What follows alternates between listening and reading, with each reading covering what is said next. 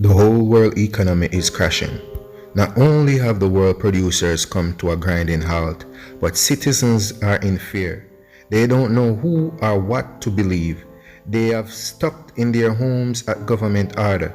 Police are in the streets enforcing quarantines.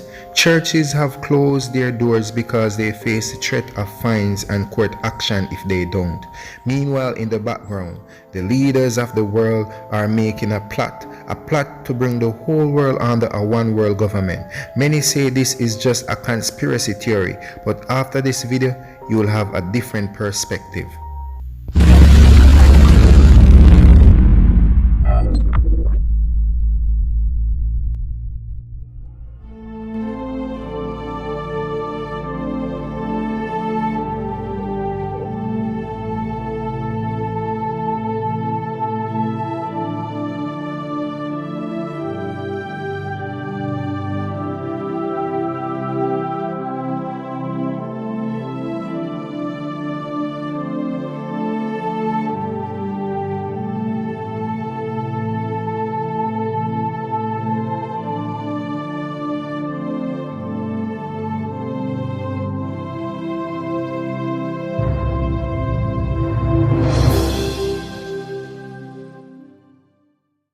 Welcome to another eye-opening hope. Today we'll be looking at the topic COVID-19, the ushering of a new world order.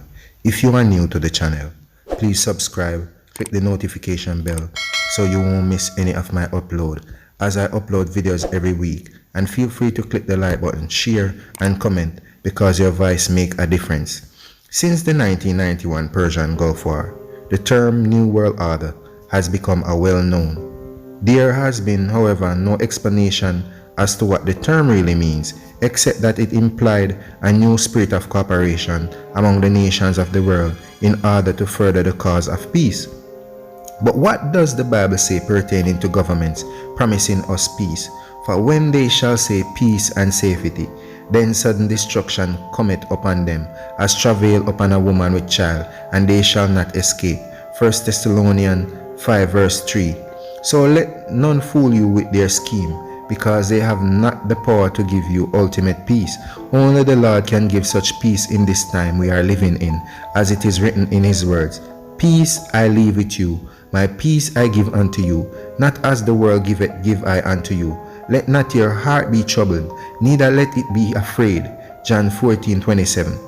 He is telling us not to be afraid in this time in spite of what is going on, for only in him we can find peace and safety, the peace that passeth all understanding, and the safety that is more secure than what our government, our security force and security is offering.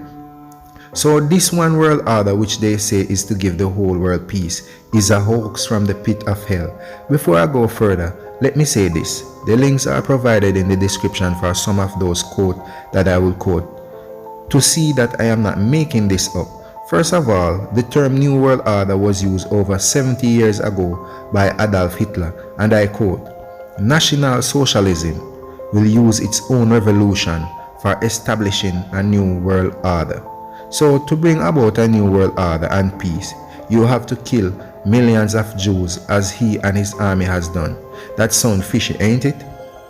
The next person to talk about a new world order was Edward VIII, who became King of England on January 20, 1936. But after 11 months, he was bound to abdicate the throne, for he married a common, though an extremely beautiful woman. He became the Duke of Windsor and afterwards the governor of the Bahamas in July 1940. He is on record as saying this, and I quote, Socialism will use its own revolution for the establishing of a new world order. Whatever happens, whatever the outcome, a new order is going to come into the world. It will be buttressed with police power. When peace comes this time, there is going to be a new order of social justice. We are seeing the police power now, which he predicted, or should I say as they have planned 80 years ago. But many of these policies are not so much of bringing peace, but killing their citizens, who they should be protecting with their own life. Oh so well, and you call that peace? The next person on the list is David Rockefeller, and I quote, Some even believe we are part of a secret cabal working against the best interest of the United States, characterizing my family and me as internationalists and of conspiring with others around the world to build a more integrated global political and economic structure. One world, if you will. If that's the charge, I stand guilty and I am proud of it. You can also find this quote in his own book, Memoirs, page 405. The next person on the list is James Warburg, and I quote, "We shall have world government whether or not we like it. The only question is whether world government will be achieved by conquest or consent."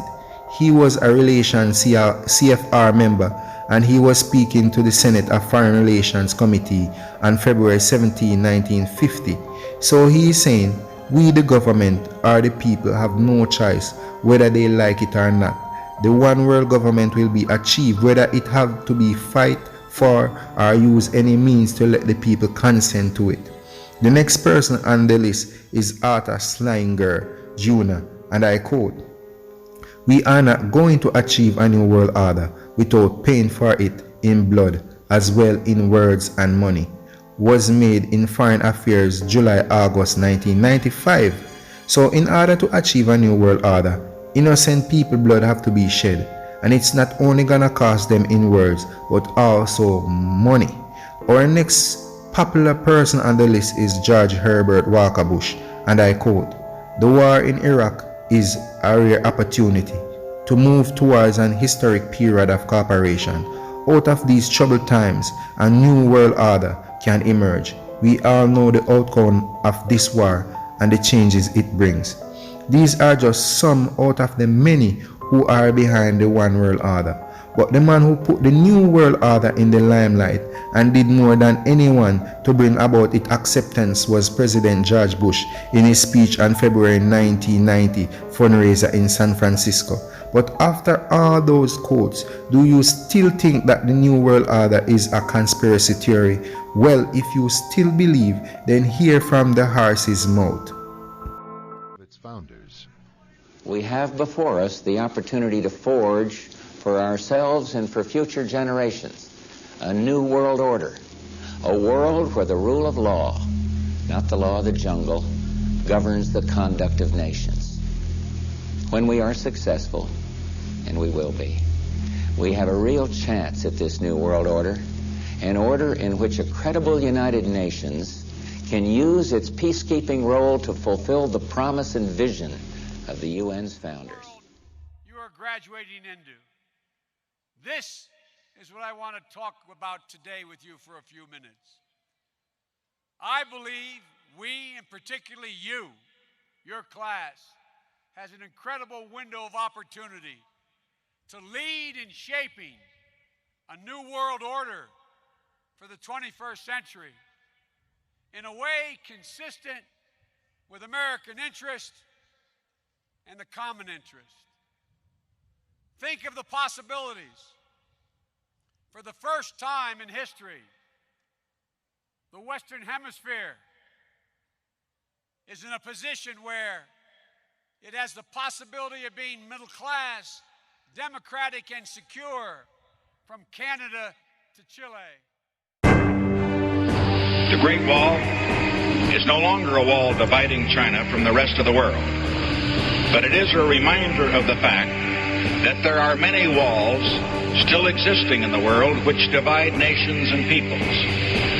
The Great Wall is also a reminder that for almost a generation there has been a wall between the People's Republic of China and the United States of America. In these past 4 days, we have begun the long process of removing that wall between us. We began our talks recognizing that we have great differences, but we are determined that those differences not prevent us from living together in peace. You believe deeply in your system, and we believe just as deeply in our system. It is not our common beliefs that have brought us together here, but our common interests and our common hopes. The interest that each of us has to maintain our independence and the security of our peoples, and the hope that each of us has to build a new world order in which nations and peoples with different systems and different values can live together in peace, respecting one another while disagreeing with one another, letting history rather than the battlefield be the judge of their different ideas. The former American president say, when they are successful and they will be, doesn't that ring a bell? He even say, what is at stake is more than one small country. It is a big idea, a new world order, where diverse nations are drawn together in a common cause to achieve the universal aspirations of mankind, peace and security, freedom and the rule of law. Such is a world worthy of our struggle and worthy of our children's future. Hence, we can see a new world coming into view and prevailing according to the US plans. Winston Churchill had also promised a new world order, and I quote, a world order entailing the principles of justice and fair play for protecting the weak against the strong, a world where the United Nations, freed from Cold War stalemate, is poised to fulfill the historic vision of its founders, a world in which freedom and respect for human rights find a home among all nations, a world in which there is the very real prospect of a new world order. But all the promises made so far are yet to be fulfilled, and all the definition of the new world order look absolutely superficial, because none of this is happening even now. So what do COVID-19 have to do with the new world order? There is a Hegelian philosophy at the core. First, they create a problem. Then they come forward to provide stability, order, and peace. First, they have their thesis. Then they have their antithesis. The UN solution is provided first in the form of peacekeeping operation, as we see the issuing of COVID-19 vaccine and its so-called benefits, which all who are wise will know it is to kill us and have all our data checks on our whereabouts and transaction, etc. There is also a hidden variable in their order that is the beginning of disorder. They want the general public to overlook their disorder just because it leads to eventual unraveling of the truth. For example, 101 Stat 1638 Public Law 105-85 November 18, 1997 under the subheading Subtitle G Other Matters, Section 1078 Restrictions on the use of human subject for testing of chemical or biological agent. This law is publicly available for everyone to read. All you have to do is just type it in and you will see it. But according to Section 1078, there are restrictions on the use of human subjects for testing of chemical or biological agent, which means there are a limiting condition or measure, but it didn't say it is restricted. So that means they can use human body or human to do whatever biological or chemical testing they want. So what does this mean? Number one, any test or experiment involving the use of a chemical agent or biological agent on a civilian population, or number two, any other testing of a chemical agent or biological agent on human subject. Biological agent is defined in this section as the term biological agent means any microorganism, including bacteria, viruses, fungi, rickettsia, or protozoa, pathogen or infectious substance, and any naturally occurring bioengineered or synthesized component of any such microorganism or infectious substance, whatever its origin or method of production, that is capable of causing 1. Death, disease, or other biological malfunction in a human, an animal, or a plant, deterioration of food, water, equipment, supplies, or materials of any kind, or deleterious alteration of the environment. So you can see how COVID-19 is the most successful plan that they comes up with, because it gives them total control of enacting laws, taking away the people's rights and voice, and playing against their consciences. No wonder why John D. Rockefeller said this: "I don't want a nation of thinkers, I want a nation of workers." He even go to the point and saying, we are on the verge of a global transformation. All we need is the right major crisis, and the nation will accept the new world order.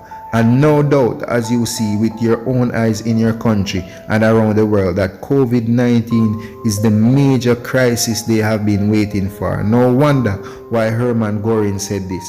Why? Of course, the people don't want war. Why should some poor slob on a farm want to risk their life in a war, when the best he can get out of it is to come back to his farm one piece? Naturally, the common people don't want war, neither in Russia, nor in England, nor that matter in Germany. That is understood, but after all, it is the leaders of the country who determine the policy, and it is always a simple matter to drag the people along, whether it is a democracy or a fascist dictatorship or a parliament of communist dictatorship. Voice or no voice, the people can always be brought to the bidding of the leaders. That is easy. All you have to do is tell them they are being attacked, and denounce the peacemakers for lack of patriotism and exposing the country to danger. It works the same in any country. Imagine, this is what the leaders do to you. But how did we get in our current situation? Here is how. Let me use an American example. When the Democrats showed their true colors, you got angry and elected Republicans. When the Republicans showed their true colors, you got angry and elect Democrats. When anyone suggested to you that both parties were corrupt and that neither side were looking out for your interests, you acted like they were crazy. But the real definition of crazy is doing the same thing over and over again, hoping for a different result when there will never be a different result. But the only true change and result in this world is found in Jesus. So today, my friends, let us fight for the things worth fighting for according to God's will. Let us run to God, for He is our present help in time of need. Let us enter His presence with praise and prayers to eliminate the enemy weapons. Let us do what God tells us to do, to fear Him and keep His commandment, for this is the whole duty of man. Let us operate in our appointed position as watchmen on Zion wall, and let us move forward in faith, for faith in Jesus and Jesus alone is the victory that overcomes the world. It was once more another eye-opening hope. Thank you for watching. Peace.